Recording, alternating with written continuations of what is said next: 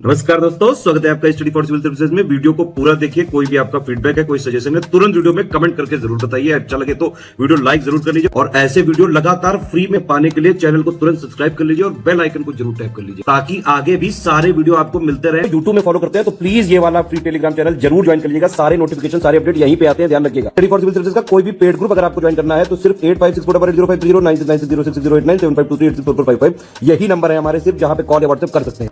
Instagram पे हमारा page जरूर फॉलो कर लीजिएगा, study for civil dot services है। ट्विटर पे हमको जरूर फॉलो कर लीजिएगा, @study for civils है। सारे क्वेश्चन अटेम्प्ट करिए और स्कोर अपना तुरंत कमेंट करके बताइए। Good morning friends, my name is Chandravardhan and I welcome you all to Study for Civil Services, one of the India's leading educational platforms।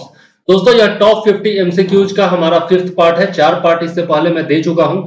जनवरी से लेकर और अगस्त तक का कंप्लीट अपडेटेड जितना भी करंट अफेयर्स है वो मैं आपको देने जा रहा हूं। टॉप 50 MCQs इस वीडियो में भी सम्मिलित होंगे, करंट अफेयर्स के होंगे और ये जितने भी एग्जाम्स आप देख सकते हैं यूपीएससी से लेकर और वनडे एग्जाम जितने भी होते हैं उन सब में आपको ये करंट अफेयर्स काम आने वाले हैं। तो पूरा सीरीज देखिए, इससे पहले के भी 4 वीडियोस देख जाइए और लगातार इस सीरीज से जुड़े रहिए ताकि आपको करंट अफेयर्स का अपडेटेड नॉलेज मिलता रहे। ये हमारे कुछ पेड ग्रुप के लिंक हैं, नंबर्स है जहां पर आप कॉल करके और मैसेज करके हमारे पेड ग्रुप्स का लाभ उठा सकते हैं। ठीक है, बहुत सारी सुविधाएं यहाँ पर दी जाती है। चलिए देर न करते हुए शुरू करते हैं आज का अपना वीडियो और देखते हैं पहला क्वेश्चन। जय हिंद, वंदे मातरम। पहला क्वेश्चन है, रामसर सूची में शामिल किए गए 10 नए भारतीय आर्द्रभूमि क्षेत्रों में कोंथनकुलम पक्षी अभ्यारण्य कहां से है? तो जनरली पूछा क्या जा रहा है कि बर्ड सेंचुरी जो है कोंथनकुलम सेंचुरी यह कहां पर स्थित है? आंध्र प्रदेश, तमिलनाडु, केरल या फिर कर्नाटका? आंसर क्या हो जाएगा? आंसर हो जाएगा आपका तमिलनाडु। तमिलनाडु में यह स्थित है। इससे पहले 5 और रामसर स्थलों को शामिल किया गया था, ठीक है, जिससे संख्या हो गई थी 54 और अब 10 और शामिल कर लिया गया है। तो टोटल जो संख्या हो गई है अब हो गई है 64। और चाइना के साथ इंडिया जो है वो चाइना के साथ अब फर्स्ट रैंक पर आ गया है रामसर स्थलों की सूची में। ठीक है, और भारत सरकार का लक्ष्य जो है, चूंकि आजादी का 75वां साल चल रहा है तो टोटल यह संख्या बढ़ा करके 75 करने का लक्ष्य है 2022 में। ठीक है, तो अभी तो 64 ही हुआ है, अभी इसमें 11 और जोड़े जाने हैं। ठीक है, तो पिछले वीडियो में मैंने 5 बताए थे और इस वीडियो में 10 और जो नए जोड़े जा रहे हैं उनके भी नाम बता दूंगा। ठीक है, तो चलिए देखते हैं। भारत जो है वो चीन के साथ संयुक्त रूप से पहले स्थान पर आ गया है। टोटल संख्या कितनी हो गई है? 64 हो गई है। रामसर सूची में शामिल किए गए 10 जो नए भारतीय आर्द्रभूमि क्षेत्र हैं उनमें देख लेते हैं। तमिलनाडु का कोंथनकुलम पक्षी अभ्यारण्य है और इसके अलावा तमिलनाडु के ही मन्नार की खाड़ी समुद्री जीव मंडल रिजर्व है। इसके अलावा बेम्बन्नूर वेटलैंड कॉम्प्लेक्स है, वेलोड पक्षी अभ्यारण्य है और वेदांथंगल पक्षी अभ्यारण्य है और साथ में उदयमर्थम पुरम पक्षी अभ्यारण्य है। ठीक है, तो ये सारे जितने भी हैं वो तमिलनाडु के ही हैं। ठीक है, तमिलनाडु के हैं। इसके अलावा ओडिशा का सतकोसिया गॉर्ज है। ठीक है, गॉर्ज जिसको कहा जाता है सतकोसिया गॉर्ज है ओडिशा का। इसके अलावा गोवा का नंदा झील है, कर्नाटक का रंगनाथिट्टू पक्षी अभ्यारण्य है और मध्य प्रदेश का सिरपुर आर्द्रभूमि स्थल शामिल है। तो टोटल 6 जो है वो तमिलनाडु के हैं और बाकी 4 ओडिशा, गोवा, कर्नाटक और मध्य प्रदेश के हैं। याद रखिएगा। ठीक है, ये 10 और नए आर्द्रभूमि स्थल जो है वो रामसर साइट में जोड़े गए। रामसर साइट के बारे में पिछले वीडियो में मैंने बताया था, देखिए जरूर। चलिए, वैसे मैं बता दूं कि ईरान का एक शहर है रामसर, वहीं पर एक सम्मेलन हुआ था, उसी के याद में यह किया जाता है। ठीक है, वेटलैंड्स को रामसर स्थलों की सूची में जोड़ा जाता है। आगे, यूनेस्को ने कहा कि लंगर सिंह कॉलेज स्थित 106 साल पुरानी खगोलीय वेधशाला को धरोहर सूची में शामिल किया है। UNESCO has included the 106-year-old astronomical observatory located at langar Singh college in the heritage list. कहाँ का है ये लंगर सिंह कॉलेज? उत्तर प्रदेश, मध्य प्रदेश, बिहार या फिर उत्तराखंड? तो यह जो है लंगर सिंह कॉलेज जब बिहार में है और कहां पर है बिहार में? मुजफ्फरपुर में है। याद रखिएगा, यदि बीपीएससी की तैयारी आप कर रहे हैं तो निश्चित तौर पर आपको मुजफ्फरपुर भी याद रखना चाहिए। ठीक है, लंगर सिंह कॉलेज वहीं पर स्थित है मुजफ्फरपुर में, बिहार में। ठीक है, आगे देख लेते हैं इसके बारे में थोड़ा डिटेल में। यूनेस्को ने मुजफ्फरपुर बिहार के लंगर सिंह कॉलेज स्थित 106 साल पुरानी खगोलीय वेधशाला को धरोहर सूची में शामिल किया है। एस्ट्रोनॉमिकल ऑब्जर्वेटरी कहा जाता है इसको अंग्रेजी में। पूर्वी भारत में अपनी तरह का पहला वेधशाला है यह, जिसकी स्थापना 1916 में हुई थी। ठीक है, और अगर देखें तो 46 में 1946 में कॉलेज में एक तारामंडल भी स्थापित किया गया था, प्लेनेटेरियम भी स्थापित किया गया था 1946 में। लंगर सिंह कॉलेज जो है वो अब भीमराव अंबेडकर विश्वविद्यालय से संबद्ध है और इसकी स्थापना कब हुई थी? लंगर सिंह विश्वविद्यालय की 1899 में हुई थी। ठीक है, तो बिहार से यदि आप संबंधित है तो ये टोटल आंकड़ा आपको याद होना चाहिए। ठीक है, टोटल डाटा याद होना चाहिए। आगे देख लेते हैं, सीखो और कमाओ योजना के लिए नोडल मंत्रालय कौन सा है? अल्पसंख्यक कार्य मंत्रालय, शिक्षा मंत्रालय, युवा मामले एवं खेल मंत्रालय या फिर उद्योग एवं वाणिज्य मंत्रालय। तो यहाँ पर क्या हो जाएगा? अल्पसंख्यक कार्य मंत्रालय यानी कि मिनिस्ट्री ऑफ माइनॉरिटी अफेयर्स ने की यह योजना है। नोडल मंत्रालय जो है वो मिनिस्ट्री ऑफ माइनॉरिटी अफेयर्स है सीखो और कमाओ योजना के लिए। चलिए आगे देख लेते हैं इस योजना के बारे में। सीखो और कमाओ योजना जो है वो 14 से 35 वर्ष आयु वर्ग के युवाओं के लिए एक कौशल विकास योजना है। तो सबसे पहले तो एज ग्रुप क्या है? 14 से 35 वर्ष, ये आपको याद रखना चाहिए। और ये स्किल डेवलपमेंट प्रोग्राम है या फिर स्कीम है। इसका उद्देश्य क्या है? जो रोजगार के अवसर प्रदान करना है। ठीक है, साथ में मौजूदा श्रमिकों और स्कूल छोड़ने वाले जितने भी लोग हैं उनकी रोजगार क्षमता में सुधार करना है। मतलब जो लोग स्कूल से ड्रॉप आउट कर चुके हैं या फिर जो मौजूदा समय में वर्तमान समय में श्रमिक का काम कर रहे हैं उन सबका स्किल डेवलपमेंट करना और उनकी रोजगार क्षमता जो है, ठीक है, एम्प्लॉयबिलिटी जो है उसमें सुधार करना है।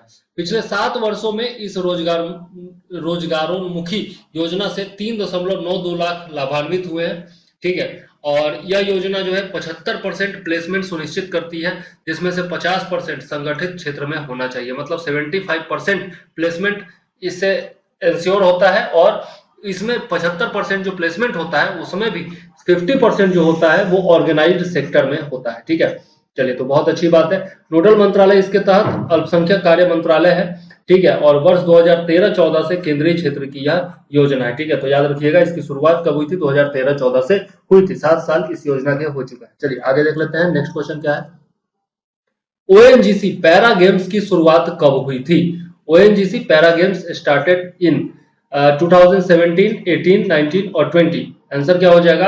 आंसर इसमें हो जाएगा 2017 में इसकी शुरुआत की गई थी। ठीक है, पैरा गेम्स की परिकल्पना भी हुई थी और शुरुआत भी उसी समय हुई थी 2017 में। ठीक है, केंद्रीय पेट्रोलियम और प्राकृतिक गैस तथा आवासन एवं शहरी कार्य मंत्री श्री हरदीप सिंह पुरी ने नई दिल्ली के त्यागराज स्पोर्ट्स कॉम्प्लेक्स में चौथे ओएनजीसी पैरा खेलों का उद्घाटन किया है हाल ही में। ठीक है, तो इस बार जो हो रहा है 2022 में जो हो रहा है वो कौन सा हो रहा है?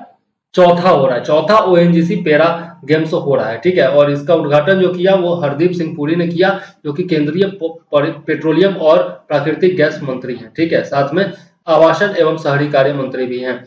8 केंद्रीय तेल और गैस सार्वजनिक उद्यमों के कर्मचारी जो हैं वो 275 दिव्यांग व्यक्ति पीडब्ल्यूडी जो है वो तेल और प्राकृतिक गैस निगम लिमिटेड द्वारा 2 से 4 अगस्त 2022 के दौरान आयोजित किए गए चौथे ओएनजीसी पैरा गेम्स में भाग ले रहे हैं। तो इसका आयोजन जो कब किया गया?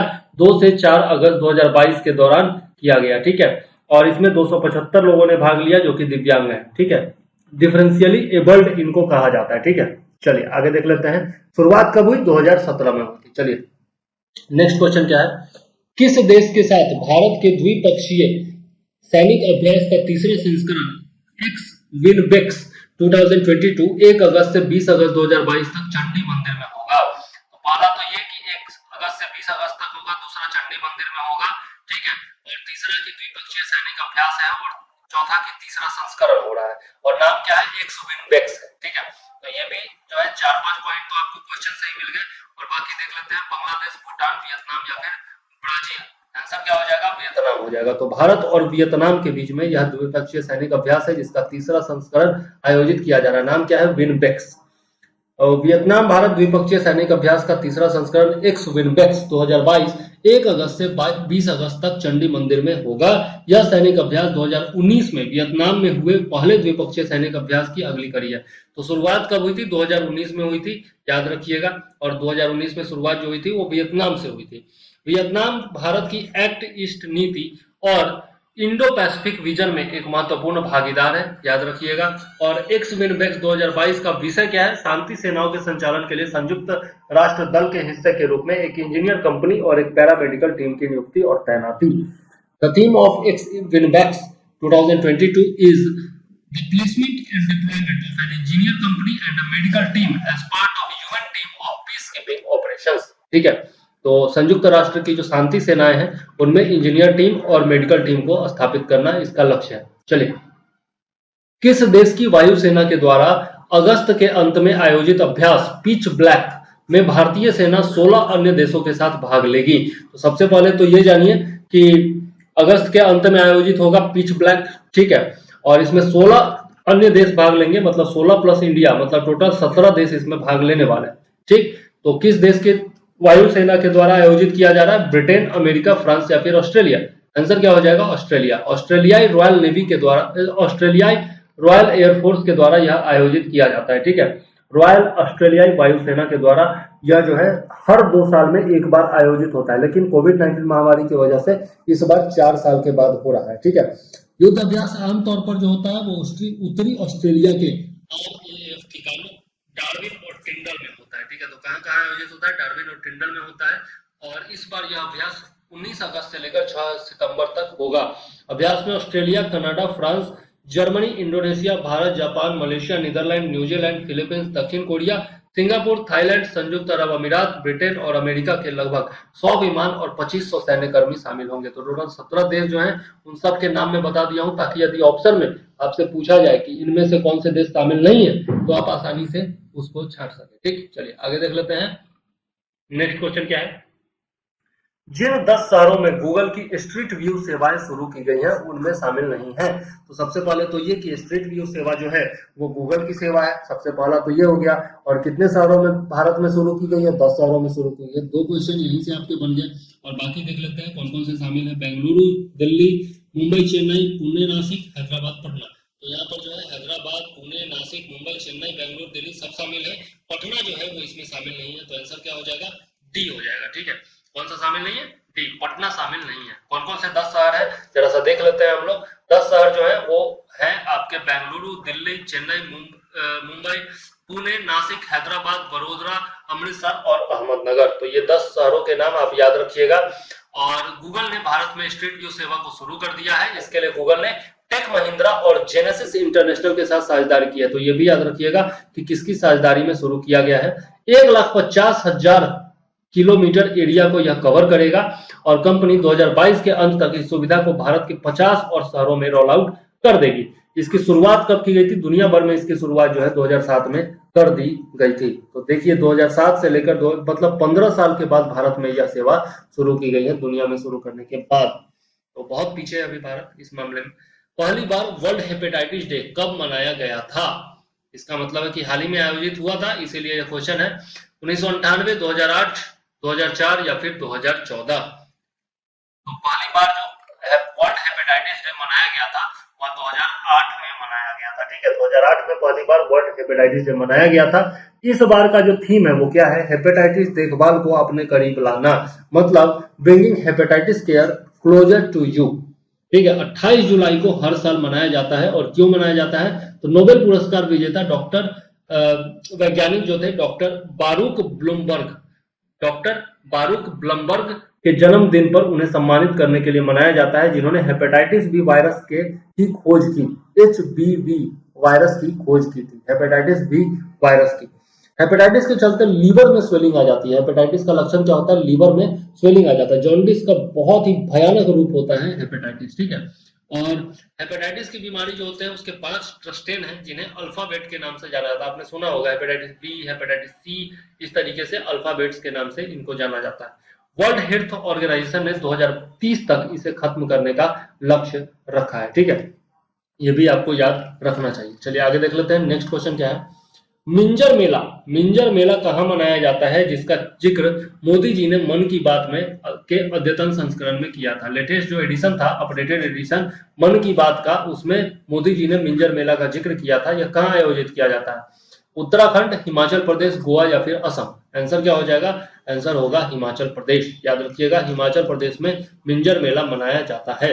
मिंजर मेला जो है वो 935 ईस्वी में त्रिगर्त के शासक चंबा के राजा के विजय की उपलक्ष्य में हिमाचल प्रदेश के चंबा घाटी में मनाया जाता है। ठीक है, तो 935 ईस्वी से ही यह मनाया जा रहा है। ठीक है, और त्रिगर्त जो है वो अब कांगड़ा के नाम से जाना जाता है। ठीक है, यह मेला श्रावण मास के दूसरे रविवार को आयोजित किया जाता है, यह याद रखिएगा।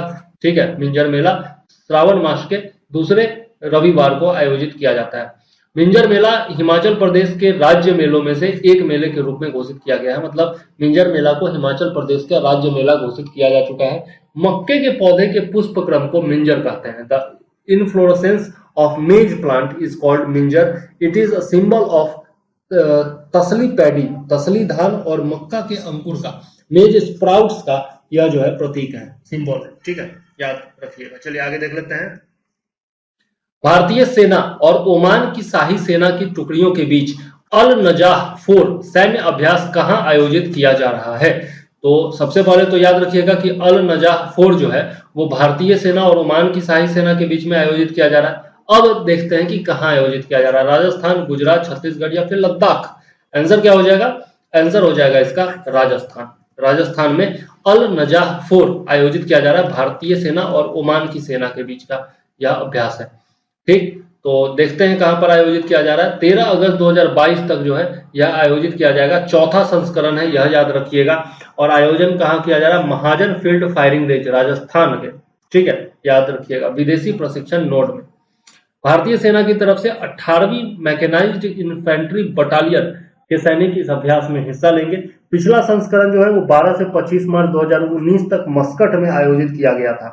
ओमान के साथ अन्य अभ्यास जो भारत के होते हैं उनमें होते हैं नौसेना अभ्यास का नाम है नसीम अल बहर। ठीक है, और वायुसेना अभ्यास का नाम है ईस्टर्न ब्रिज। ठीक है, तो ये भी याद रखिएगा, निश्चित तौर पर पूछा जा सकता है। ठीक, नसीम अल बहर और ईस्टर्न ब्रिज। चलिए आगे देख लेते हैं। भारत सरकार पूरे समुद्र तट पर स्वच्छ सागर सुरक्षित सागर अभियान के तहत स्वच्छता अभियान किस दिन चलाएगी? On which day the government of India will run a cleanliness drive across the coast under the clean sea safe sea campaign। स्वच्छ सागर सुरक्षित सागर अभियान 15 अगस्त, 17 अगस्त, 15 सितंबर या फिर 17 सितंबर। तो यह जो है 17 सितंबर को आयोजित किया जाएगा। ठीक है, 17 सितंबर को और क्या होता है जरा कमेंट करके बताइएगा आप। ठीक है, 17 सितंबर को हर साल क्या मनाया जाता है? तो इस वर्ष 17 सितंबर 2022 को भारत सरकार अन्य स्वयंसेवी संगठनों और स्थानीय समाज के साथ मिलकर भारत के पूरे समुद्री तट पर स्वच्छ सागर सुरक्षित सागर स्वच्छता अभियान चलाएगी। विश्व स्तर पर अंतरराष्ट्रीय समुद्र तटीय सफाई दिवस हर वर्ष सितंबर के तीसरे शनिवार को मनाया जाता है। बहुत ही इंपॉर्टेंट पॉइंट है, याद रखिएगा। विश्व स्तर पर कब मनाया जाता है? सितंबर के तीसरे शनिवार को यह मनाया जाता है। इस अभियान में पृथ्वी विज्ञान मंत्रालय, पर्यावरण और जलवायु परिवर्तन मंत्रालय, भारतीय तट रक्षक बल, राष्ट्रीय आपदा प्रबंधन प्राधिकरण, अन्य सामाजिक संगठन और शैक्षणिक संगठन भी भाग लेंगे। Ministry of earth sciences, ministry of environment, forest and climate change, Indian coast guard, national disaster management authority और बाकी जो सोशल ऑर्गेनाइजेशंस है और एजुकेशनल इंस्टीट्यूट्स है, ये सब इसमें पार्टिसिपेट करेंगे। इसके द्वारा देश भर में 75 समुद्र तटों पर तटीय सफाई अभियान चलाया जाएगा। 17 सितंबर 2022 को अंतरराष्ट्रीय तटीय सफाई दिवस पर समाप्त होने वाले स्वच्छ सागर सुरक्षित सागर के बारे में जागरूकता बढ़ाने के लिए कल 3 जुलाई 2022 से 75 दिनों का लंबा अभियान शुरू किया जाएगा। तो 3 जुलाई से 75 दिनों का लंबा अभियान जो है वो शुरू हो चुका है। ठीक है, चलिए आगे देख लेते हैं। जगदीप धनखड़ देश के कौन से नंबर के उपराष्ट्रपति चुने गए हैं? तो 13वें, 14वें, 15वें या फिर 16वें? आंसर क्या हो जाएगा? 14वें उपराष्ट्रपति चुने गए हैं। कौन? जगदीप धनखड़। जगदीप धनखड़ जो है वो 14वें उपराष्ट्रपति भारत के चुने गए हैं। राष्ट्रीय जनतांत्रिक गठबंधन यानी कि एनडीए के प्रत्याशी थे। ठीक है, 528 उनको वोट मिले हैं, जबकि विपक्षी उम्मीदवार कौन थी? मार्गरेट अल्वा थी, जिनको कि 182 वोट मात्र प्राप्त हुए। राजस्थान के झुंझुनू जिले के किठाना गांव में कृषि परिवार में इनका जन्म हुआ था। याद रखिएगा, कहां से संबंधित है? राजस्थान से संबंधित है, झुंझुनू जिला से। ठीक, जगदीप धनखड़ ने साल 1989 में पहली बार राजनीति में कदम रखा था, जब जनता दल पार्टी के टिकट पर झुंझुनू से ही इन्होंने लोकसभा चुनाव लड़ा था और जीते थे। वर्ष 1993 में वह अजमेर जिले के किशनगढ़ से राजस्थान विधानसभा पहुंचे, जहां पर वो इंडियन नेशनल कांग्रेस से जुड़ करके यहाँ पर पहुंचे थे। ठीक है, और उसके बाद फिर उन्होंने कांग्रेस छोड़ दिया और बीजेपी में शामिल हो गए। साल 2019 में केंद्र सरकार के द्वारा उन्हें पश्चिम बंगाल का राज्यपाल नियुक्त किया गया था। 2019 से वो राज्यपाल थे पश्चिम बंगाल से, और ममता बनर्जी से उनकी टक्कर जो है वो बराबर चर्चा में रहती थी। ठीक है, नगर वन योजना में वनों का रखरखाव किसके द्वारा किए जाने का प्रावधान है? केंद्र सरकार के द्वारा, राज्य सरकार के द्वारा, विशेष समिति के द्वारा, या फिर दोनों के द्वारा? ए और बी दोनों, मतलब केंद्र सरकार और राज्य सरकार दोनों के द्वारा। By whom is there a provision for the maintenance of forest in the Nagar Van Yojana? ठीक है, तो चलिए आंसर इसमें क्या हो जाएगा? आंसर हो जाएगा स्टेट गवर्नमेंट।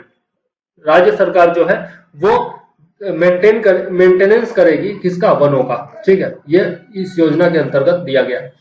5 वर्षों 2020 से लेकर 2025 में शहरी क्षेत्रों या शहरी स्थानीय निकायों द्वारा मौजूदा वन भूमि या किसी अन्य खाली भूमि पर कम से कम 20 हेक्टेयर भूमि में 400 शहरी वन और 200 नगर वाटिका का निर्माण करना इसका लक्ष्य है। ये जो योजना है नगर वन योजना, इसका लक्ष्य क्या है यह मैंने बताया। अब देख लेते हैं 2020 में पर्यावरण दिवस के अवसर पर यह योजना लॉन्च किया गया था, और इसका जो वित्त पोषण है, फाइनेंसिंग जो है वो किसके द्वारा किया जाता है? तो प्रतिपूरक वनीकरण कोष अधिनियम 2016 के तहत कैंपा फंड के द्वारा किया जाता है। By CAMPA fund under the compensatory afforestation fund act 2016। याद रखिएगा, वित्त पोषण किसके द्वारा किया जाता है, और वन का रखरखाव जो है वो राज्य सरकार के द्वारा किया जाएगा, ऐसा सुनिश्चित किया गया है। नगर वन योजना नाम है। भारत अमेरिका संयुक्त विशेष सैन्य बलों के 13वें संस्करण का अभ्यास वज्र प्रहार 2022 कहां शुरू हुआ है? तो वज्र प्रहार किसका किसका अभ्यास है? भारत और अमेरिका के संयुक्त विशेष सैन्य बल का अभ्यास है। 13वां संस्करण इस बार आयोजित हो रहा है 2022 में। कहां पर? उत्तराखंड, राजस्थान, हिमाचल प्रदेश या फिर जम्मू कश्मीर? आंसर क्या हो जाएगा? आंसर इसका हो जाएगा हिमाचल प्रदेश। हिमाचल प्रदेश में यह आयोजित किया जा रहा है। ठीक है, याद रखिएगा। कहां पर? बकलोह, नाम क्या है? बकलोह, हिमाचल प्रदेश में यह शुरू हुआ है। ठीक है, special forces training school Bakloh, Himachal Pradesh में। और इस वार्षिक अभ्यास की मेजबानी जो है वो भारत और अमेरिका बारी बारी से करते रहे हैं। 12वां संस्करण, इस बार 13वां संस्करण है। 12वां संस्करण जो है वो अक्टूबर 2021 में joint base Lewis McChord Washington USA में हुआ था। मतलब एक साल यूएसए में होता है, एक साल भारत में होता है। 21 दिन तक चलने वाला यह अभ्यास है, और इसमें दोनों देशों की सेनाएं संयुक्त रूप से पहाड़ी इलाकों में पारंपरिक और गैर पारंपरिक परिदृश्यों में आतंकवाद रोधी अभियानों, वायु आधारित अभियानों की एक विशेष श्रृंखला में संयुक्त प्रशिक्षण योजना और कार्यान्वयन किया जाएगा।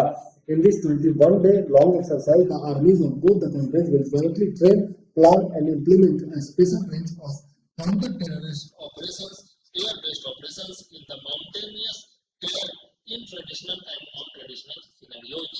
Okay, चलिए आगे देख लेते हैं। नेक्स्ट क्वेश्चन क्या है? भू आधारित नौसैनिक और होमलैंड सुरक्षा प्रणालियों पर भारत की प्रमुख प्रदर्शनी डेफ एक्सपो का 12वां संस्करण 18 से 22 अक्टूबर 2022 के बीच कहां आयोजित किया जाएगा? तो यह भविष्य में होने वाला आयोजन है।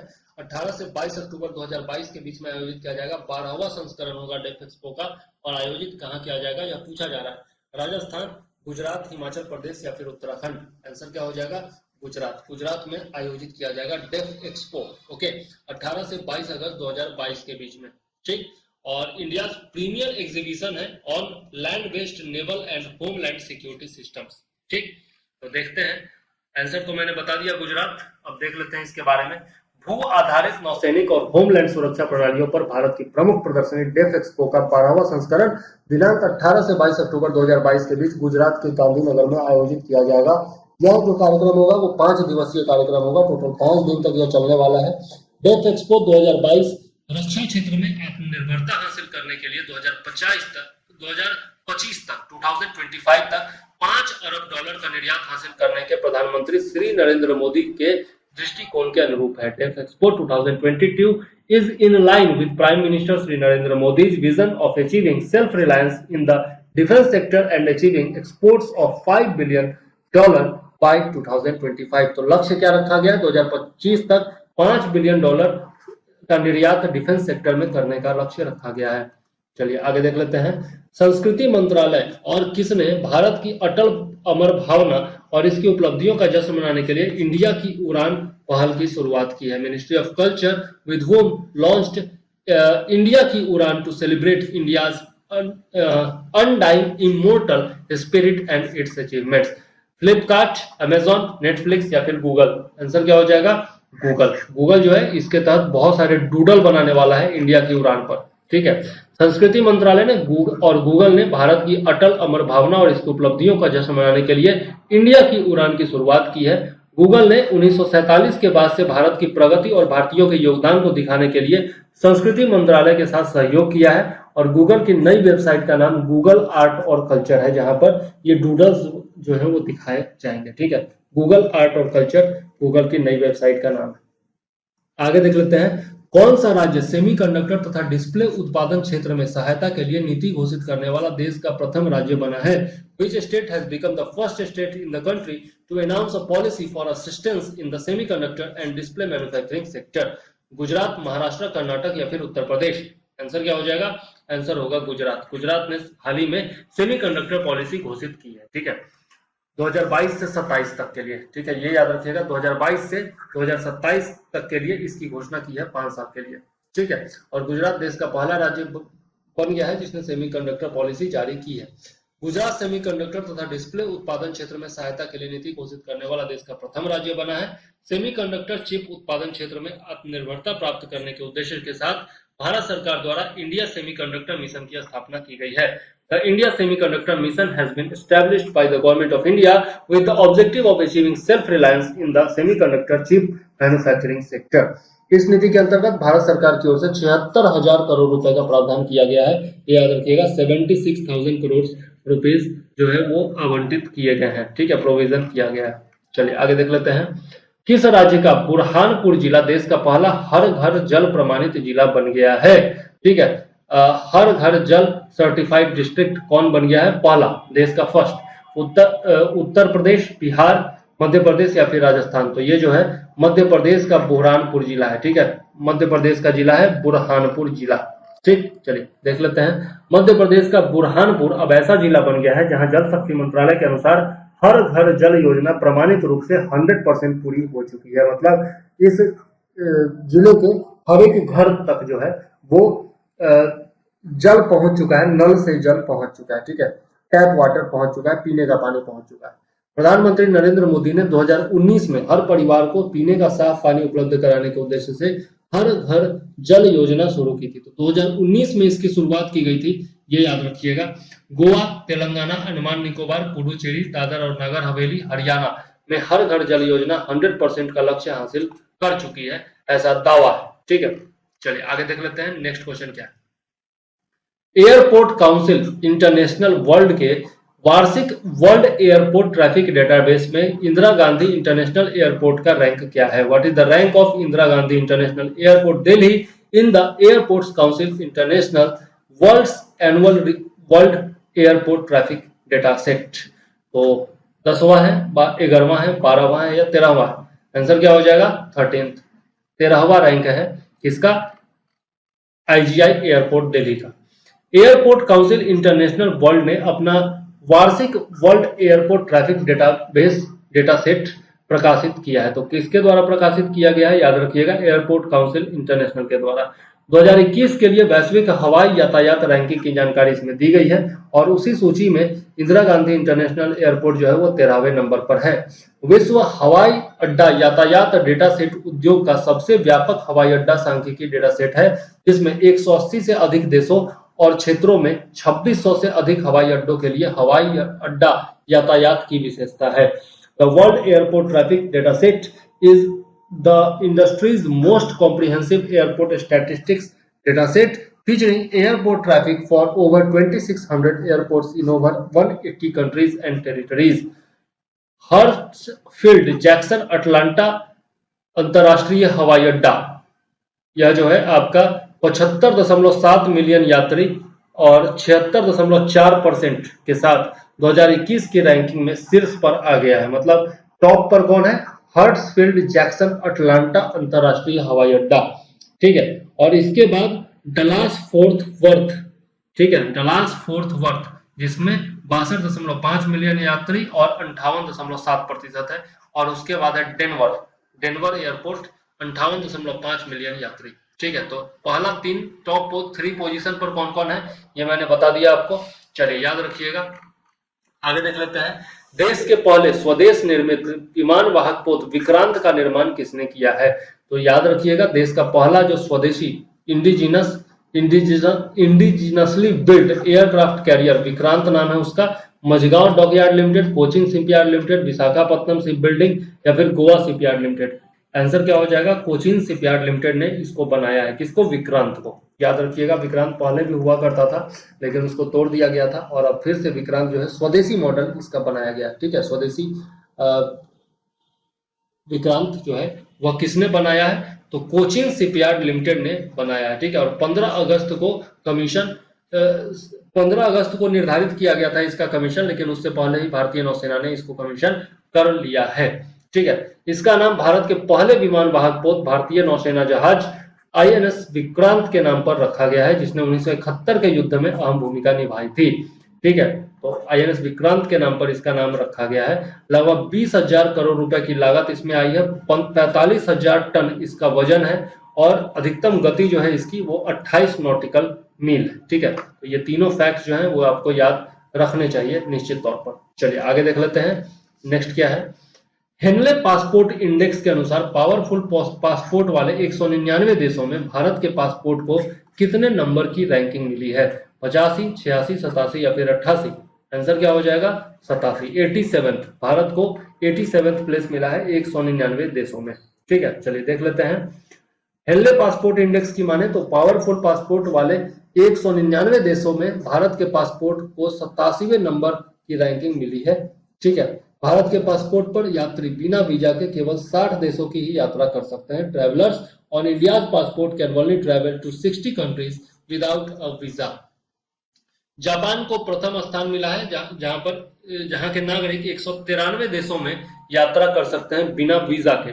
दूसरे स्थान पर सिंगापुर और साउथ कोरिया के पासपोर्ट पर 192 देशों की यात्रा की जा सकती है। तो दूसरे स्थान पर संयुक्त रूप से सिंगापुर और साउथ कोरिया है। पहले स्थान पर कौन है? जापान है। बहुत सालों से जापान जो है वो पहले स्थान पर। हेनले पासपोर्ट इंडेक्स का data international air transport authority का एक्सक्लूसिव डाटा पर आधारित होता है। ठीक है, हेनले पासपोर्ट इंडेक्स जो है उसका data international airport transport authority के एक्सक्लूसिव डाटा पर आधारित होता है। The Henley passport index data is based on exclusive data from the international air transport authority. ठीक है, चलिए आगे देख लेते हैं। नेक्स्ट क्वेश्चन क्या है? नेक्स्ट क्वेश्चन है हमारा, भारतीय नौसेना के लिए बनाया गया देश के पहले यात्री ड्रोन का क्या नाम है? पहला कंट्रीज फर्स्ट पैसेंजर ड्रोन जो है वो बनाया गया है भारतीय नेवी के लिए। उसका नाम क्या है? सागर, सिंधु, विराट या फिर वरुण? अब भारतीय नेवी के लिए बनाया गया तो वरुण नाम उचित लगता है। आंसर क्या हो जाएगा? वरुण। वरुण नाम दिया गया है इस ड्रोन को। ठीक है, चलिए, वरुण का मतलब होता है जल। प्रधानमंत्री श्री नरेंद्र मोदी ने नई दिल्ली में डॉक्टर अंबेडकर इंटरनेशनल सेंटर में इंडियन नेवी और society of Indian defence manufacturers द्वारा आयोजित नौसेना नवाचार स्वदेशीकरण संगठन संगोष्ठी स्वावलंबन के दौरान भारत के पहले यात्री ड्रोन वरुण का अनावरण किया है। Prime minister Narendra Modi has unveiled Varuna, India's first passenger drone during the naval innovation and indigenisation. ठीक है, ऑर्गेनाइजेशन याद रखिएगा, naval innovation and indigenisation organisation NIIO। Symposium नाम क्या था? Swavlamban. Organised by the Indian navy and society of Indian defence manufacturers at the doctor Ambedkar international centre in New Delhi. यह Indian navy के लिए बनाया जा रहा है और यह 25 मिनट में 25 किलोमीटर की उड़ान भरकर 130 किलो वजन के सामान या इंसान को एक जगह से दूसरी जगह पर पहुंचा सकता है। तो इसका जो क्षमता है वो बताया गया है। ठीक है, इट कैन ट्रांसपोर्ट गुड्स और human beings up to 130 kg weight from one place to another by flying 25 kilometre इन 25 मिनट्स। तो अच्छी खासी रफ्तार है इसकी, 1 घंटे में 50 किलोमीटर से ज्यादा ही चलेगा। आगे देख लेते हैं, किस राज्य में निर्माणाधीन ग्रीनफील्ड हवाई अड्डे का नाम डोनी पोलो हवाई अड्डा रखा गया है? असम, मेघालय, मणिपुर या फिर अरुणाचल प्रदेश? तो यहाँ पर आंसर क्या हो जाएगा? अरुणाचल प्रदेश। दरअसल ईटानगर के आसपास यह बनाया जा रहा है डोनी पोलो हवाई अड्डा। ठीक है, अरुणाचल प्रदेश सरकार ने केंद्र को ईटानगर के पास ग्रीनफील्ड हवाई अड्डे को डोनी पोलो हवाई अड्डे के रूप में नामित करने का सुझाव दिया है। डोनी का अर्थ है सूर्य और पोलो का अर्थ है चंद्रमा। वर्तमान में इस एयरपोर्ट को होलोंगी हवाई अड्डे के नाम से जाना जाता है और इसी का नाम बदल करके क्या दिया जाएगा, डोनी पोलो हवाई अड्डा रख दिया जाएगा।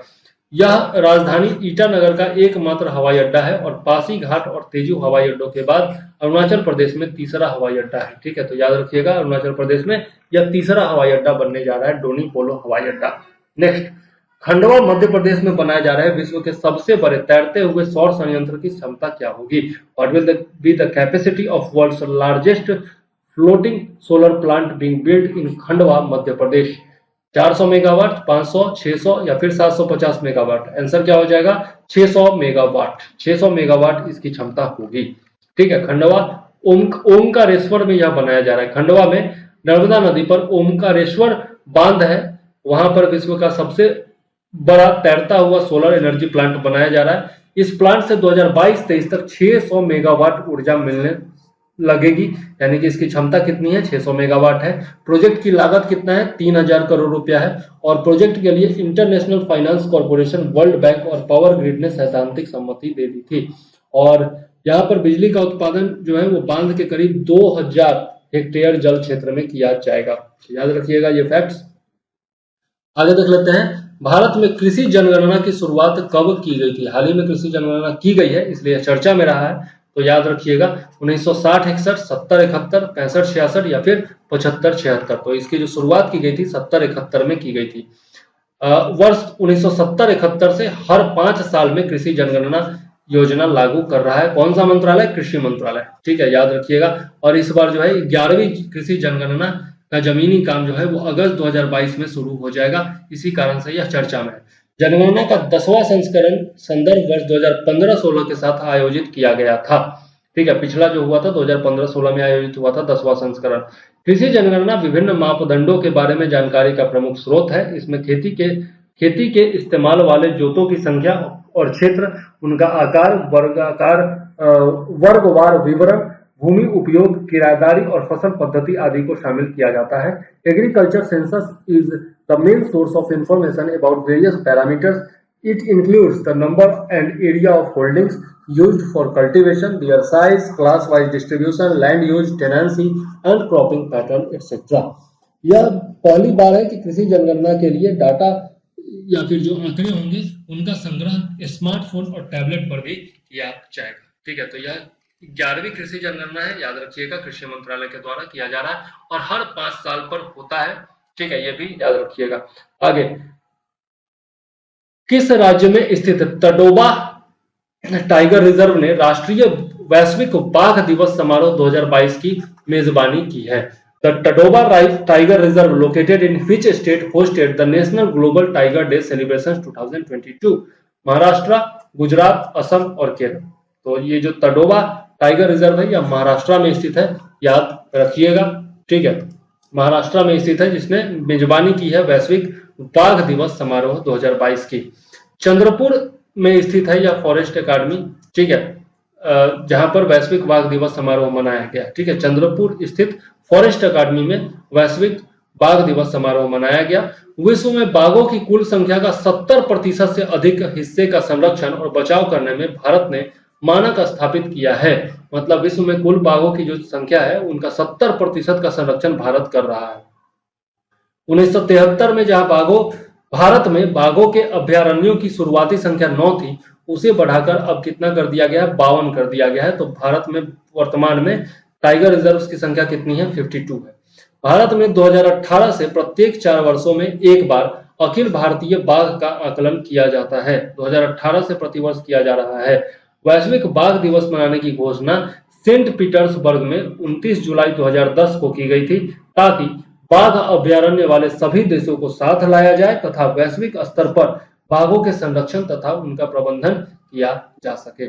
ठीक है, तो याद रखिएगा सेंट पीटर्सबर्ग डिक्लेरेशन। ठीक है, 29 जुलाई 2010। चलिए आगे देख लेते हैं, नेक्स्ट क्वेश्चन क्या है। 36वें राष्ट्रीय खेल का आयोजन 27 सितंबर से 10 अक्टूबर के बीच किस राज्य में होगा और इसका लोगो क्या है? ठीक है, 27 सितंबर से 10 अक्टूबर के बीच में होगा 36वें राष्ट्रीय खेल का आयोजन। पहले तो ये याद रखिए। अब देख लेते हैं कहाँ होगा और लोगो क्या। मध्य प्रदेश बाघ, असम गैंडा, गुजरात शेर, राजस्थान ऊंट। आंसर क्या है? गुजरात। गुजरात में आयोजन होगा और गुजरात के गिर का जो शेर है वो बहुत ज्यादा प्रसिद्ध है, तो शेर जो है वो इसका लोगो है। ठीक है, गुजरात में इस साल 36वें राष्ट्रीय खेलों का आयोजन होगा।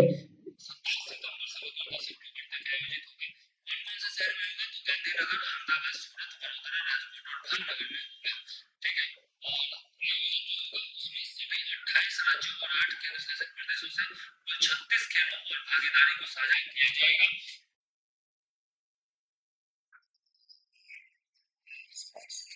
इसका जो होगा सब्जेक्ट होगा या फिर लोगो नारा होगा, लोगो नहीं नारा होगा, यह कहा जा सकता है स्पोर्ट्स फॉर यूनिटी। ठीक है, चलिए। भारत की जैव अर्थव्यवस्था रिपोर्ट 2022 के अनुसार भारत की जैव अर्थव्यवस्था में 2020 में कितने प्रतिशत की वृद्धि दर्ज की गई? According to India's bio economy report 2022, how much percent growth has been recorded in India's bio economy in 2022-20? ठीक है, 2020 14.1%, 14.2%, 15.1% या फिर 15.2%। आंसर क्या हो जाएगा? आंसर इसमें हो जाएगा 14.1%। 2020 में 14.1% की वृद्धि दर्ज की गई है, जो कि होगा 70.2 बिलियन से अधिक, 70.2 बिलियन डॉलर से ज्यादा होगा। भारत की जैव अर्थव्यवस्था रिपोर्ट 2022 जारी करते हुए विज्ञान और प्रौद्योगिकी मंत्री डॉक्टर जितेंद्र सिंह ने बताया कि भारत की जैव अर्थव्यवस्था 2021 में 80 बिलियन अमेरिकी डॉलर से अधिक पहुंच गई है। ठीक है, तो याद रखिएगा 2021 में 80 बिलियन अमेरिकी डॉलर से भी अधिक पहुंच गई है भारत की बायो इकोनॉमी। ठीक है, जैव अर्थव्यवस्था द्वारा 2025 तक 150 बिलियन डॉलर और 2030 तक 300 बिलियन डॉलर के आंकड़े को छूने की संभावना है, यह भी कहा गया मंत्री के द्वारा। बायोटेक स्टार्टअप की संख्या पिछले 10 वर्षों में 50 से बढ़कर 5300 हो गई है, बहुत ही ज्यादा हो गई। Very good. बायोटेक स्टार्टअप के 2025 तक 2 गुना बढ़कर 10,000 से अधिक होने की उम्मीद है। ठीक है, तो ये कुछ आंकड़े हैं जो कि आप इस्तेमाल कर सकते हैं जब जैव अर्थव्यवस्था पर क्वेश्चन पूछा जाएगा तब। आगे, 68वें राष्ट्रीय फिल्म पुरस्कारों में सर्वश्रेष्ठ फीचर फिल्म का पुरस्कार किसने जीता है? Who has won the Best Feature Film Award at the 68th National Film Award? Tanaji, सोराराई Pottu, अयप्पनम कोशियम या फिर थ्री सिस्टर्स। आंसर क्या हो जाएगा? सोराराई पोट्टू। सूर्या की मूवी है। सूर्या बहुत ही प्रसिद्ध हीरो है, एक्टर है साउथ के। ठीक है, याद है। और सोराराई पोट्टू जो है वो डेक्कन चार्टर्स, डेक्कन जो पहले हुआ करता था डेक्कन एयरवेज, वो किस तरीके से शुरू हुआ था, लगभग उसी तरह की कहानी है इसकी, जरूर देखनी चाहिए, बहुत ही इंस्पिरेशनल स्टोरी है। 68वें राष्ट्रीय फिल्म पुरस्कार में सर्वश्रेष्ठ अभिनेता का पुरस्कार जो मिला वो अजय देवगन को मिला। अजय देवगन को तानाजी के लिए मिला और सूर्या को मिला सोराराई पोट्टू के लिए। ठीक है, तो याद रखिएगा यहाँ पर देवहान गलत लिखा गया, देवगन होना चाहिए।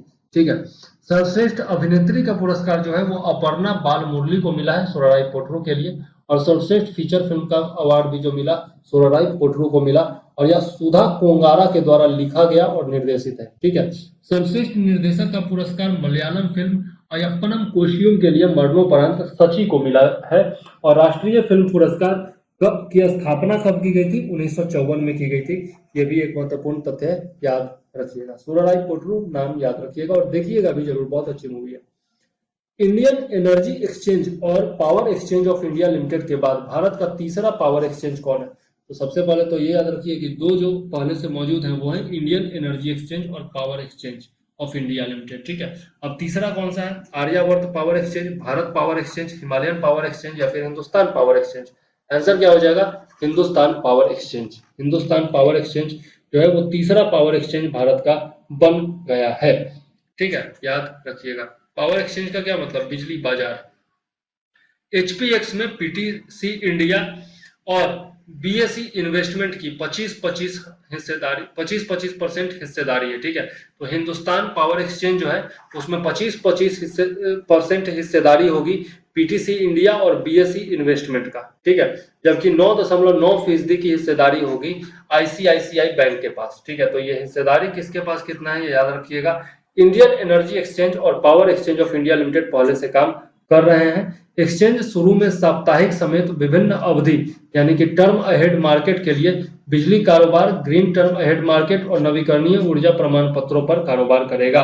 The exchange will initially trade in electricity trading, green term ahead market and renewable energy certificates for various periods, यानी कि term ahead market including weekly. ठीक है, साप्ताहिक समेत। चलिए आगे देख लेते हैं नेक्स्ट क्वेश्चन क्या है।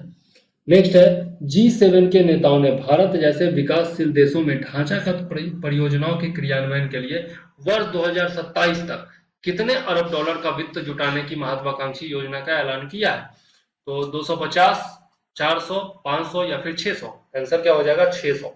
600 अरब डॉलर का वित्त पोषण जुटाने का लक्ष्य रखा गया है। ठीक है, दुनिया के 7 विकसित देशों के संगठन समूह G7 के नेताओं ने भारत जैसे विकासशील देशों में ढांचागत परियोजनाओं, यानी कि ढांचागत परियोजना का क्या मतलब हो गया?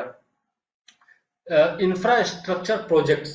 ठीक है, तो ढांचागत परियोजनाओं के क्रियान्वयन के लिए वर्ष 2027 तक 600 अरब डॉलर का वित्त जुटाने की महत्वाकांक्षी योजना का ऐलान किया है। तो उल्टा भी क्वेश्चन पूछा है, जैसे अभी मैंने पूछा कि कितना अरब डॉलर जुटाने का ऐलान किया है, तो 600 अरब डॉलर। अब पूछा जा सकता है 600 अरब डॉलर कब तक जुटाने का प्रावधान किया है, तो 2027 तक। तो दोनों याद रखिएगा, 2027 और 600 अरब डॉलर। उसके बाद देखते हैं, तो G7 देशों ने इस पहल को चीन की तरफ से चलाई जा रही बेल्ट एंड रोड इनिशिएटिव के जवाब के तौर पर देखा जा रहा है। अमेरिकी राष्ट्रपति जो बाइडेन और G7 के अन्य नेताओं ने जर्मनी में स्लॉस एलमाउ में अपनी वार्षिक सभा में partnership for global infrastructure and investment को फिर से शुरू किया। ठीक है, याद रखिएगा। आगे देख लेते हैं नेक्स्ट क्वेश्चन क्या है। संयुक्त राष्ट्र के समर्थन से दुनिया के पहले तैरने वाले शहर ओशियानिक्स का निर्माण कहां किया जा रहा है? सिंगापुर, साउथ कोरिया, दुबई या फिर बैंकॉक? आंसर क्या हो जाएगा? South Korea. दक्षिण कोरिया में ओशियानिक्स, जो कि दुनिया का पहला तैरने वाला शहर है, उसका निर्माण किया जा रहा है। ठीक है, साउथ कोरिया के बुसान शहर में। ठीक है, याद रखिएगा, साउथ कोरिया के बुसान शहर में इसका प्रोटोटाइप विकसित किया जा रहा है। एक दूसरे से जुड़े प्लेटफॉर्म कुल 15.5 एकड़ के क्षेत्रफल को कवर करेंगे, जो कि 12,000 लोगों के रहने के लिए पर्याप्त जगह होगा। ठीक है, अनुमान है कि पानी पर तैरते इस शहर के निर्माण में कुल 200 मिलियन डॉलर यानी कि 15 अरब रुपए से भी ज्यादा खर्च होंगे, जो कि 2025 तक बनकर तैयार हो जाएगा। ठीक है, तो याद रखिएगा, साउथ कोरिया में दुनिया का पहला तैरता हुआ शहर विकसित किया जा रहा है। कंबोडिया के मेकांग नदी में पकड़ी गई दुनिया की सबसे बड़ी साफ पानी की मछली स्टिंगरे मछली की लंबाई कितनी है? 13 फीट, 14 फीट, 15 फीट या फिर 16 फीट? सबसे पहले क्या याद रखना जरूरी है कि मेकांग नदी कहां पर है? तो कंबोडिया में। ठीक है, जहां पर यह मछली पकड़ा गया है, मछली का नाम है स्टिंगरे मछली, और यह जो है दुनिया का सबसे बड़ा साफ पानी का मछली है। अच्छा, खारे पानी का सबसे बड़ा मछली कौन होता है? खारे पानी का सबसे बड़ा मछली होता है व्हेल। ठीक है, और ये जो स्टिंगरे मछली पकड़ा गया है, यह साफ पानी का सबसे बड़ा मछली है, कंबोडिया में मिला है। ठीक है, लंबाई इसकी कितनी है? 13 फीट है। ठीक है, और वजन कितना है? 300 किलोग्राम है। और मछली जो है वो 2005 में थाईलैंड में पकड़ी गई विशाल कैट फिश से 6.8 किलोग्राम ज्यादा है। और आमतौर पर यह मछली सस्ते प्रोटीन के स्रोत के रूप में बाजार में पाई जाती है। याद रखिएगा, स्टिंगरे मछली साफ पानी की सबसे बड़ी मछली। चलिए, किस अंतरराष्ट्रीय हवाई अड्डे ने 2022 स्काई ट्रैक्स वर्ल्ड एयरपोर्ट पुरस्कारों में भारत और दक्षिण एशिया के सर्वश्रेष्ठ क्षेत्रीय हवाई अड्डे का खिताब जीता है? Which international airport has won the title of Best Regional Airport in India and South Asia at the 2022 Skytrax World Airports Award? Kempegowda अंतरराष्ट्रीय हवाई अड्डा, इंदिरा गांधी अंतरराष्ट्रीय हवाई अड्डा, सरदार वल्लभ भाई पटेल अंतरराष्ट्रीय हवाई अड्डा या फिर नेताजी सुभाष चंद्र बोस हवाई अड्डा? आंसर क्या हो जाएगा? कैंपेगोड़ा। कैंपेगोड़ा कहां पर है? बेंगलुरु में है। ठीक है, याद रखिएगा, बेंगलुरु में है। चलिए देख लेते हैं इसके बारे में थोड़ा सा डिटेल में। बेंगलुरु के कैंपागोड़ा अंतरराष्ट्रीय हवाई अड्डा ने 2022 के स्काई ट्रैक्स वर्ल्ड एयरपोर्ट पुरस्कारों में भारत और दक्षिण एशिया के सर्वश्रेष्ठ क्षेत्रीय हवाई अड्डे का खिताब जीता है। यह पुरस्कार वैश्विक स्तर पर किए गए सर्वेक्षण में यात्रियों की प्रक्रिया पर आधारित है। इस सर्वेक्षण में आगमन, स्थानांतरण, सुरक्षा और प्रवासन और प्रस्थान द्वार पर अलग अलग व्यवस्थाओं के बारे में उपयोगकर्ताओं का अनुभव पूछा गया था। The survey asked users experience about the different arrangements at arrival, transfer, security, immigration and departure gates. Bengaluru हवाई अड्डे ने इस साल की शुरुआत में विंग्स इंडिया अवार्ड्स में सर्वश्रेष्ठ हवाई अड्डा और विमानन नवाचार पुरस्कार भी जीता था। Bengaluru airport also won the best airport and aviation innovation award at the wings India awards earlier this year. ये भी याद रखना चाहिए आपको। चलिए आगे देख लेते हैं। नेक्स्ट क्वेश्चन क्या है? शिक्षा मंत्रालय किस संस्थान के सहयोग से अग्निवीरों के लिए कौशल आधारित 3 वर्षीय स्नातक डिग्री कार्यक्रम शुरू करेगा?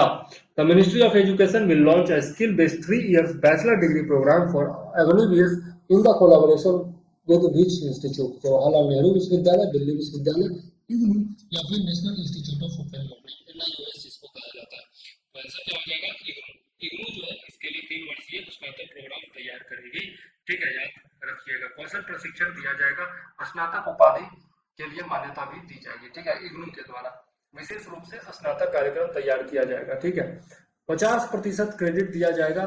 इस ये जो कार्यक्रम में सम्मिलित होंगे इग्नू के कार्यक्रम में, उसको 50% क्रेडिट दिया जाएगा। ठीक है, इग्नू द्वारा विशेष रूप से तैयार स्नातक कार्यक्रम के तहत सेवाकालीन प्रशिक्षण को 50% क्रेडिट दिया जाएगा, जबकि शेष 50% क्रेडिट जो है वो पसंद आधारित पाठ्यक्रमों से आएगा।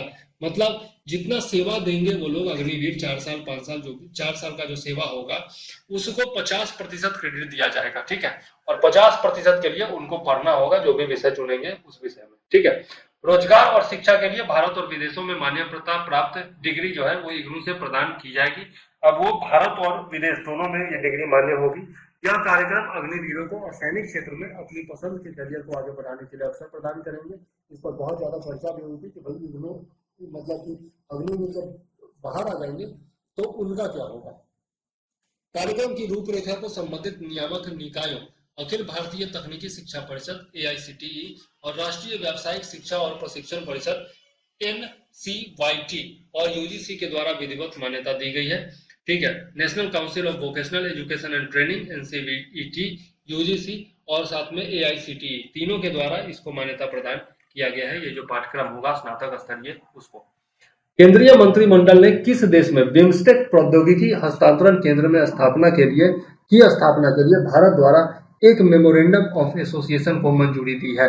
The union cabinet has approved a memorandum of association by India for setting up a BIMSTEC technology transfer centre in which country?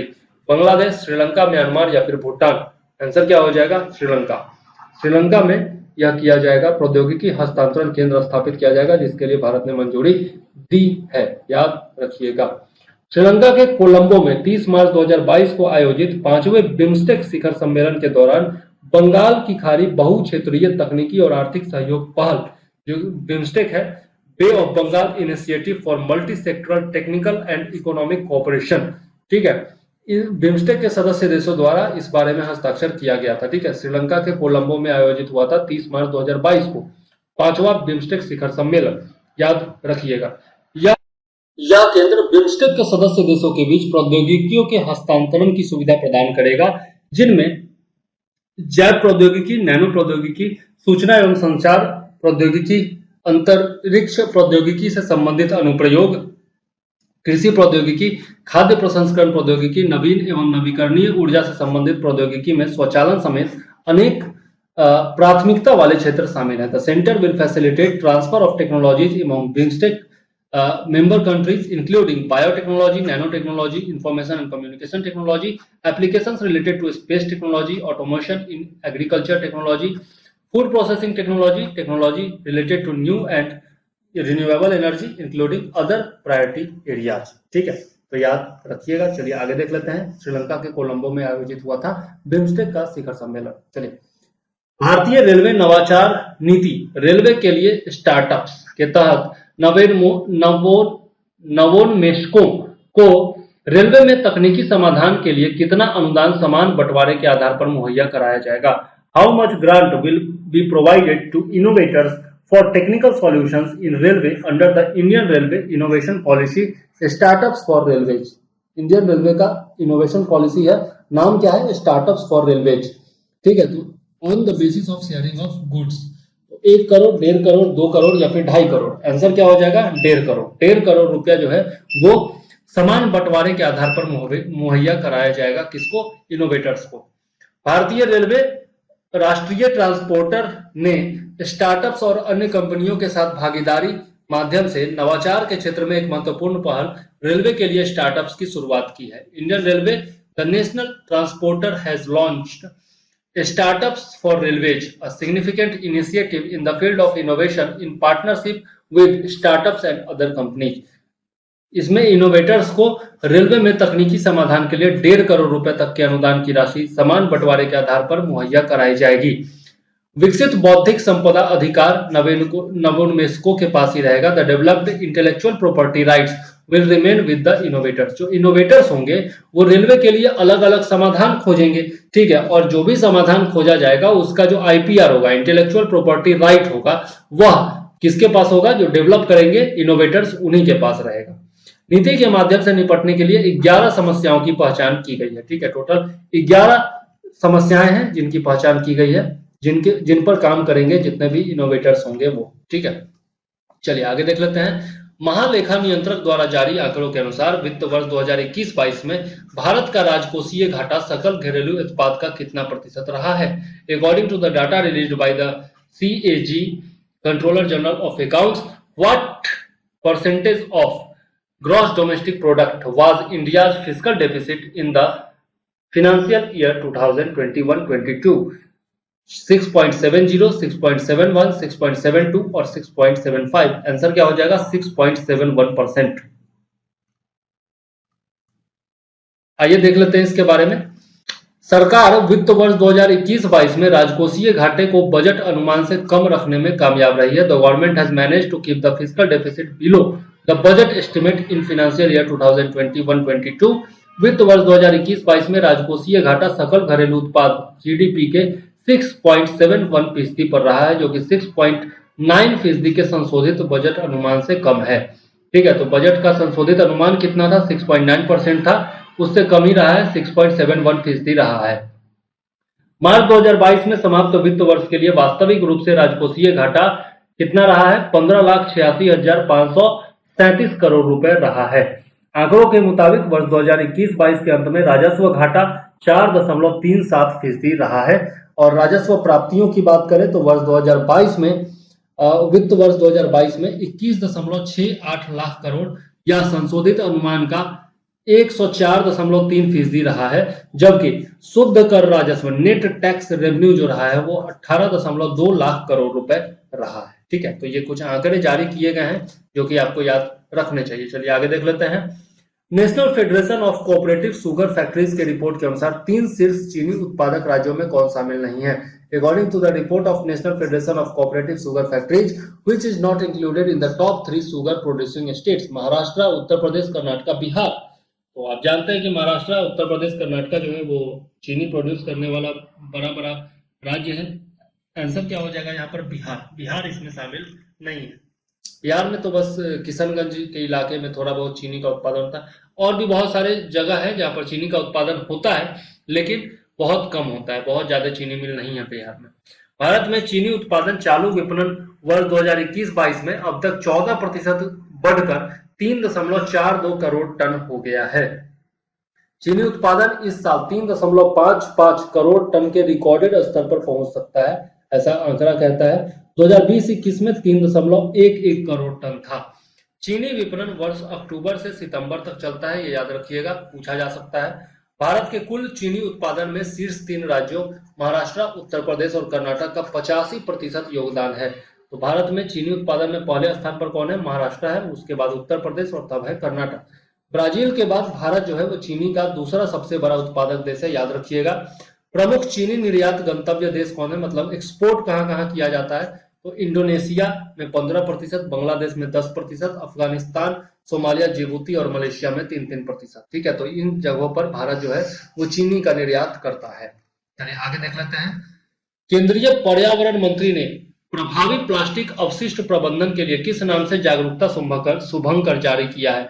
Under what name did the union environment minister release the awareness mascot for effective plastic waste management?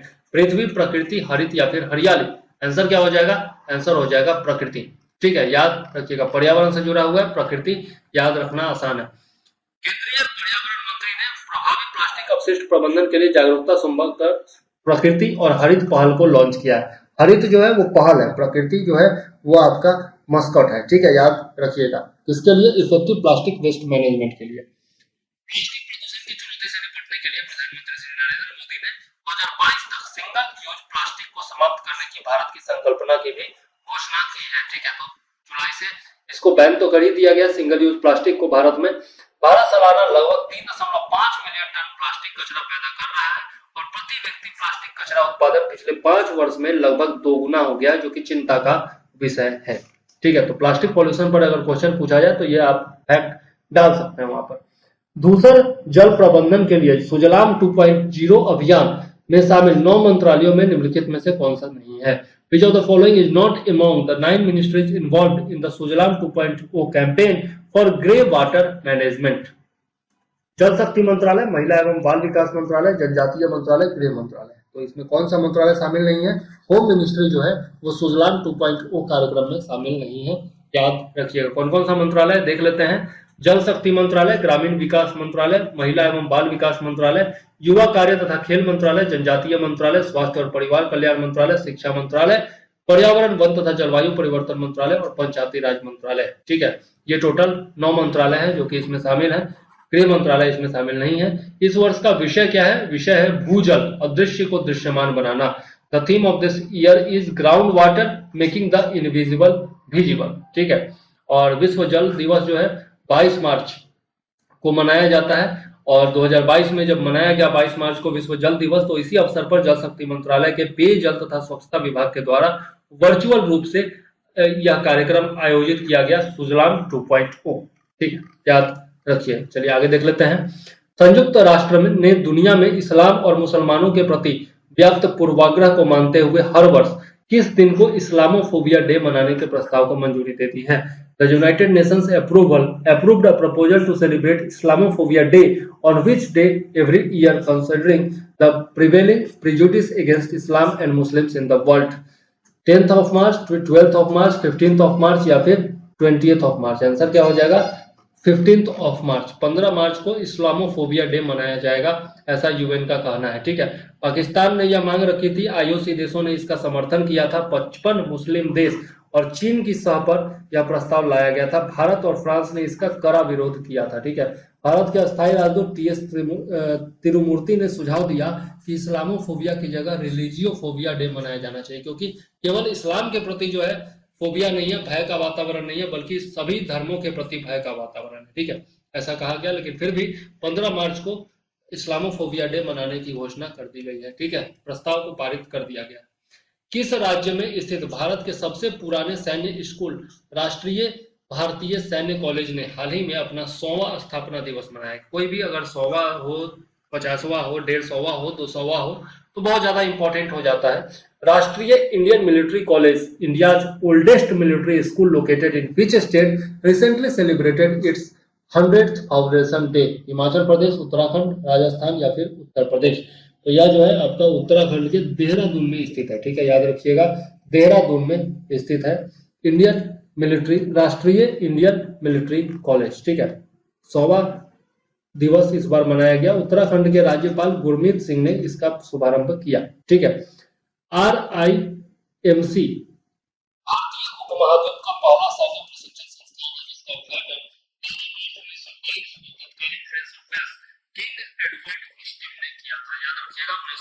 में इसकी स्थापना हुई थी, ठीक है।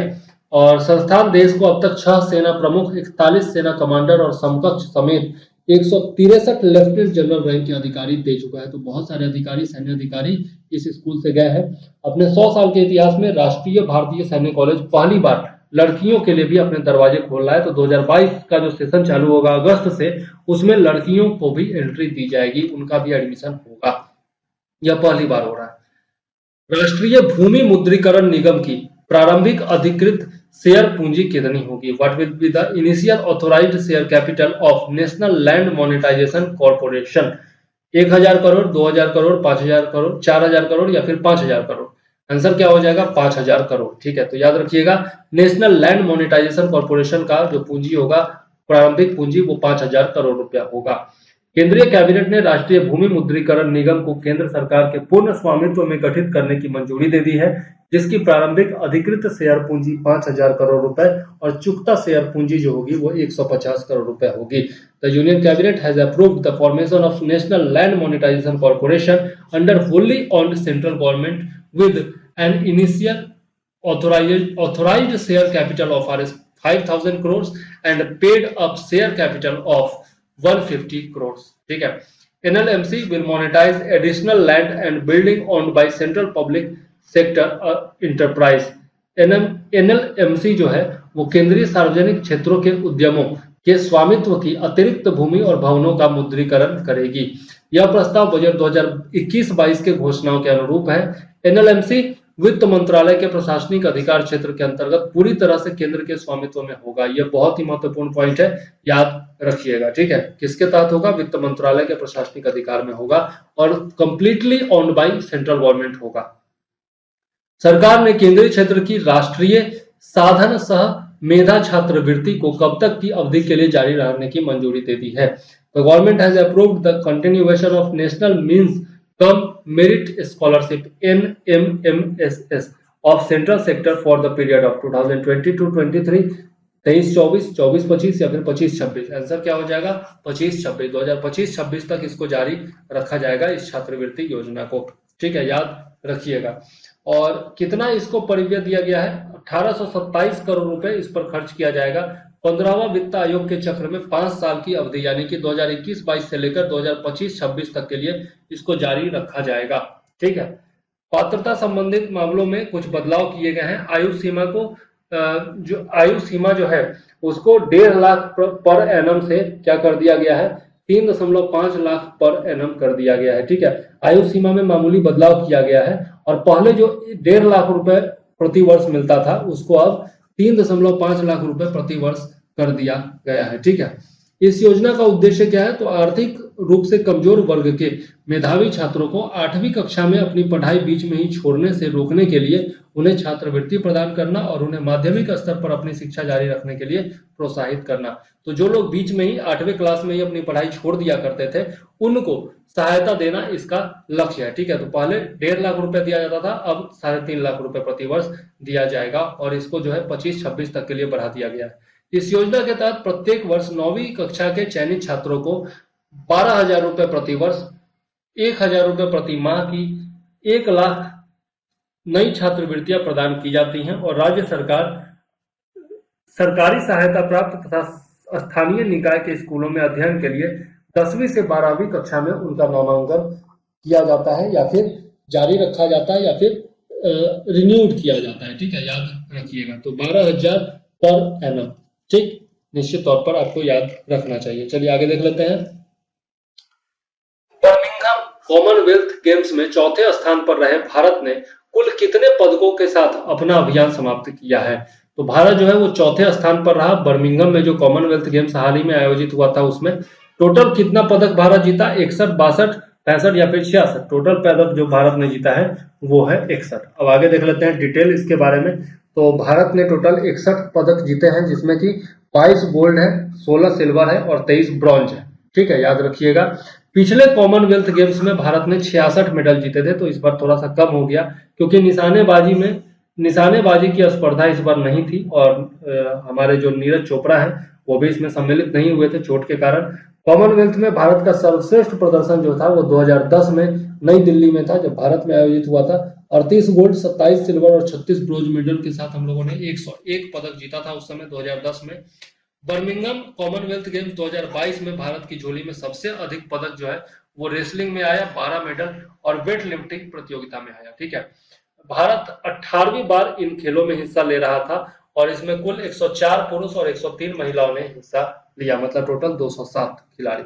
चलिए आगे देख लेते हैं। नेक्स्ट क्वेश्चन क्या है? नेक्स्ट है न्यू फ्रंटियर्स नामक कार्यक्रम का संबंध किससे है? With whom is the programme named new frontiers related to? मरुस्थलीकरण, वनीकरण, उपग्रह प्रक्षेपण या फिर नवीकरणीय ऊर्जा। Deforestation, afforestation, desertification, afforestation, satellite launch या फिर रिन्यूएबल एनर्जी। आंसर क्या हो जाएगा? रिन्यूएबल एनर्जी हो जाएगा। न्यू फ्रंटियर्स, रिन्यूएबल एनर्जी, याद रखिएगा। नवीन और नवीकरणीय ऊर्जा मंत्रालय ने आजादी का अमृत महोत्सव के क्रम में नवीकरणीय ऊर्जा पर न्यू फ्रंटियर्स नामक का अपना कार्यक्रम आयोजन किया। The ministry of new and renewable energy organised a programme called new frontiers on renewable energy in continuation of Azadi ka Amrit Mahotsav. विषय क्या था इसका? India's leadership in energy transition. याद रखिएगा इसका सब्जेक्ट क्या था। वर्ष 2070 तक शून्य कार्बन उत्सर्जन का लक्ष्य प्राप्त करने के लिए योजना पर वेबिनार का आयोजन भी किया गया। ठीक है, तो 2017 तक जो है आपका जीरो कार्बन एमिशन का लक्ष्य भारत ने रखा है। किस देश में स्थित नेताजी सुभाष चंद्र बोस से जुड़े स्थल पादांग को 75वां राष्ट्रीय स्थल घोषित किया गया है? तो टोटल राष्ट्रीय स्थलों की संख्या कितनी? 75 है। ठीक है, और 75वां कौन है? पादांग नाम का स्थान है जो कि सुभाष चंद्र बोस से रिलेटेड है। सिंगापुर में है, जर्मनी, जापान या फिर रूस में है? तो नेताजी का सर्वाधिक संबंध जो है वो विदेशों में सिंगापुर से रहा है, जहां पर आईएनए की स्थापना की गई आजाद हिंद फौज की। ठीक है, तो याद रखिएगा आजाद हिंद सरकार का गठन भी सिंगापुर में उन्होंने किया था। पादांग से नेताजी सुभाष चंद्र बोस ने जुलाई 1943 में दिल्ली चलो का नारा दिया था। बहुत ही इंपॉर्टेंट पॉइंट। सिंगापुर में नेताजी सुभाष चंद्र बोस से जुड़े स्थल पादांग को 75वां राष्ट्रीय स्थल घोषित किया गया। यहाँ पर भारतीय सिपाहियों ने अपना पहला शिविर स्थापित किया था। युद्ध के बाद नेताजी ने पादांग के दक्षिण में आजाद हिंद फौज स्मारक स्थल स्थापित किया था। ठीक है, तो याद रखिएगा। चलिए आगे देख लेते हैं। नेक्स्ट क्वेश्चन क्या है? किसने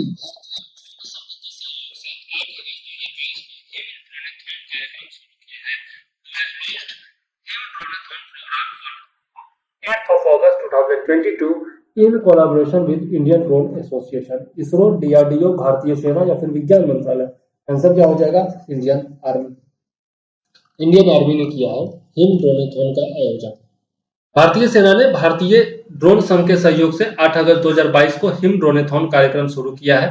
स्वदेशी ड्रोन पारितंत्र के लिए भारतीय सेना का समर्थन इस सिद्धांत पर आधारित है कि स्वदेश में निर्मित उपलब्ध अच्छा विश्व स्तर पर उपलब्ध सर्वोत्तम से बेहतर है।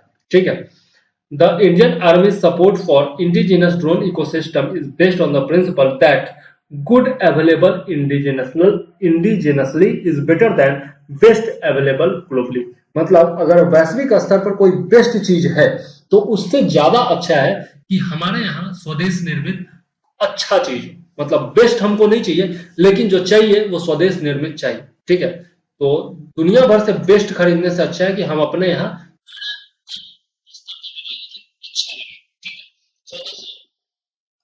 इसे मात्रात्मक मापदंडों जैसे ऊंचाई, वजन, रेंज, स्थिरता आदि कई चरणों में आयोजित किया गया। It will be conducted in multiple phases with quantitative parameters like height, weight, range and stability. पारंपरिक बिंदु के रूप में निम्नलिखित श्रेणियों में विकास शामिल हैं। As a starting point developments are included in the following categories. पहला है लॉजिस्टिक्स और weight carrying drone in high altitude areas. दूसरा है ऑटोनोमस सर्विलियंस SAR ड्रोन्स, और तीसरा है माइक्रो और nano drones for fighting in build up areas. चलिए आगे देख लेते हैं इसके बारे में। नेक्स्ट क्वेश्चन क्या है, और शायद ही हमारा लास्ट क्वेश्चन भी होगा। राष्ट्रपति द्रौपदी मुर्मू ने न्यायमूर्ति देश का कौन से नंबर का प्रधान न्यायाधीश नियुक्त किया है? 47वां, 48वां, 49वां या फिर 50वां? हाल ही में चीफ जस्टिस ऑफ इंडिया कौन नियुक्त हुए हैं? उदय उमेश ललित। ठीक है, तो चीफ जस्टिस ऑफ इंडिया की नियुक्ति कौन करते हैं? प्रेसिडेंट करते हैं। प्रेसिडेंट कौन नियुक्त हुए हैं? द्रौपदी मुर्मू।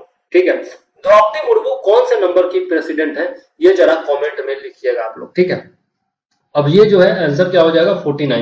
49th नंबर के चीफ जस्टिस ऑफ इंडिया है उदय उमेश ललित, जिनका हाल ही में नियुक्ति किया गया है। ठीक है, 49वें प्रधान न्यायाधीश है। न्यायमूर्ति ललित 27 अगस्त को कार्यभार ग्रहण करेंगे, और पुराने जो न्यायाधीश हैं अभी वर्तमान में जो है NV रमन्ना 26 अगस्त को सेवानिवृत्त हो जाएंगे, रिटायर हो जाएंगे। न्यायमूर्ति उदय उमेश ललित को अगस्त 2014 में सर्वोच्च न्यायालय के न्यायाधीश के रूप में नियुक्त किया गया था। ठीक है, और न्यायमूर्ति ललित ने 2 कार्यकालों के लिए उच्चतम न्यायालय विधिक सेवा समिति के सदस्य के रूप में भी काम किया है। 9 नवंबर 1957 को महाराष्ट्र के सोलापुर में इनका जन्म हुआ, और जून 1983 में महाराष्ट्र और गोवा बार काउंसिल के द्वारा अधिवक्ता के रूप में पंजीकृत किया गया था, और जनवरी 1986 में दिल्ली आने से पहले उन्होंने दिसंबर 1985 तक बंबई उच्च न्यायालय में वकालत भी की थी।